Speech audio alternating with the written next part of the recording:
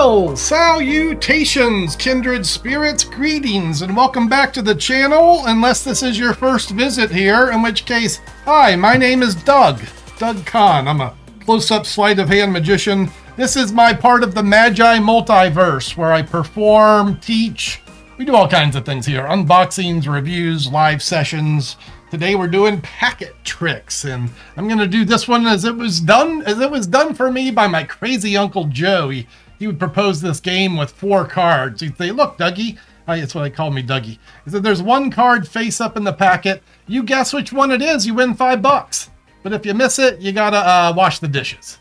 I'd say, oh, sure, Uncle Joe, I saw it was the 4 of diamonds, and as soon as I would say the 4 of diamonds, I'd end up heading to wash the dishes. Although Uncle Joe was a good uncle, quite the gambler too, as he offered me double or nothing. He'd say, guess again, Doug, you get it right this time and I'll give you $10, but if you miss it, you wash my dog. And as soon as I would guess the 3, wouldn't you know it, I would be lined up to be washing Uncle Joe's dog. Although Uncle Joe, he'd give me another try. He'd say, you were so close, only off by 1. And if you can guess which one, and whether I guess the 2 or the 3, he would show me it's the ace. And just as I was about to give up and stop before I ended up doing chores all day, Uncle Joe'd say, look, Dougie, you seem like no good at guessing face-up cards. Can you guess one that's face down? And it didn't matter which one I guess. If I would guess the 2 or the 3 or the 4, I would lose that bet as well. And then just as I was so done, he would give me an offer, a bet I couldn't refuse. All I'd have to do is tell Uncle Joe the color of the cards, the backs, the color of the backs.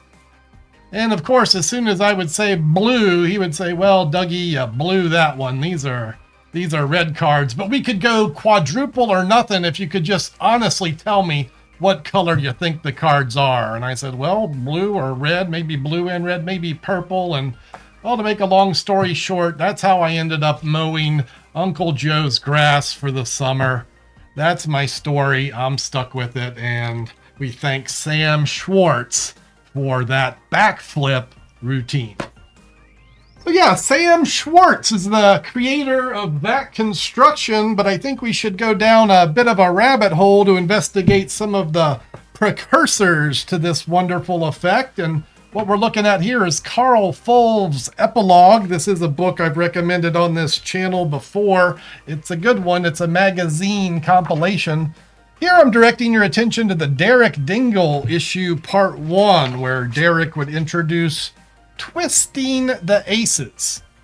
I think we could have had a better title for a trick that's already been called Twisting the Aces, but what we're looking at today is just his inspiration that led to, what is this, several months, maybe a year later, where Sam Schwartz would publish a backflip in this issue, and Carl Fulv speaks very highly of it. He says this may be an ultimate version of twisting the aces, and senses that the cards change color twice and so on. And today we're going to look at the original handling as inspired by Derek Dingle. And I guess I could also mention this as I'm talking about this subject. All of this was inspired by my friend Warpo, who presented his handling of Marked, which is a variation of John Cornelius's Marked for Life.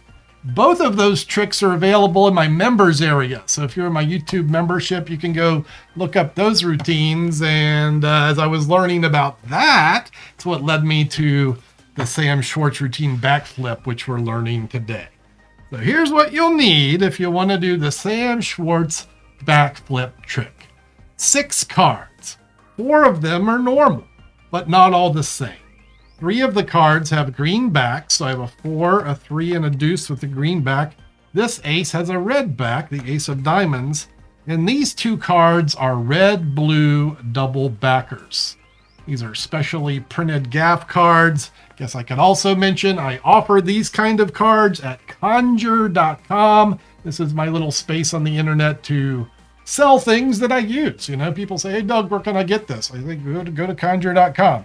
I offer a variety gaff deck that has the red-blue double backers, or you can just pick up a Marked for Life card kit, you know, and you get all the cards, 2 sets of cards you'll need, and also 3 tutorials on how to do this and more. So, all right, here's the cards. Here's the setup. 4, 3, 2, 1. Pretty easy to remember. The 2 double backers with the blue sides go on top of that. And we're going to begin with an Elmsley count. Now, I'm not going to take the time to describe the Elmsley count. It's been described 800 times on YouTube. I have a description of my own, and I will leave it in the description of this video. So if you need to learn the Elmsley count, I'll wait for you on another video and you can come back. When you're ready to do this trick, Elmsley count the cards, and we're going to out-jog the face-up one when it appears. So my crazy uncle had a thing with 4 cards, and he'd ask me to guess which one was face-up. So as I count the cards, it gets out-jogged for about half its length, and the last card gets put in between them, so shy of the uppermost, but like this. It's this setup for the Derek Dingle displacement that we'll call it, and here's what happens. The forefinger of the left hand goes beneath the packet against the outermost edge of the out-jog card. The thumb and first finger, the finger's going to brace from below to keep cards from peeling out of the back, so it's going to keep everything square as the thumb pulls backward on this face down card. So thumb's going to pull back, forefinger's going to push flush, and this face down card gets placed on top of the packet. That is the Derek Dingle displacement. And what that means is if you repeat the Elmsley count, there's the Elmsley count, pulling 1, doing the switch, and then out jogging the face up card, and now look what happens, the 3 appears face up. We're going to repeat this procedure so it's repeat the procedure right here, push, square, the Derek Dingle displacement, and then Elmsley count. And you'll get another card face up. And this is a very clean, one more, and then you'll get the ace face up. This is a very clean twisting sequence. Now on the ace, we change the beat.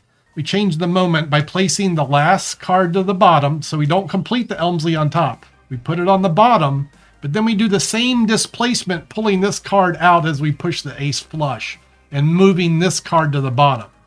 This will allow the phase where you say which one is face down. And now there's a couple ways you could do this. What I do is just push them 2, 3, and then with the last 4 at once. This is kind of a Mike Close idea of pushing these as a block through the fingers. You can also hold them this way and peel in this fashion. I think that's going to kind of, that might cause a displacement. So you can't peel them that way. You're going to have to do this. You're going to have to do this. So that's our revelation of showing the 4 cards, 1, 2, 3, 4 cards face up. And now we go into the back transformation, and it's as simple as turning the packet face down and doing an Elmsley count. Say, what color were they? Oh, yeah, blue, that one. The cards are red. And an Elmsley count will show 4 red backs. We'll need 1 minor displacement to bring this thing home. So here's the displacement. Turn it face up and gesture with the top 2 cards and move them to the bottom. And what Fulv's advocated is a through the fist flourish here. So turning the packet over and using your thumb to push the cards out of your hand to reveal with an Elmsley count 1, 2, 3, 4 green backs. And that is, I burped at the end of that explanation. I got a little burping, pardon me there. I'm gonna leave that in, I'm human too. That is how you do Sam Schwartz's backflip. And well, that completes our learning experience for this effect. It doesn't mean you have to be done, and I'll leave a video over there, and maybe I'll see you on one of those.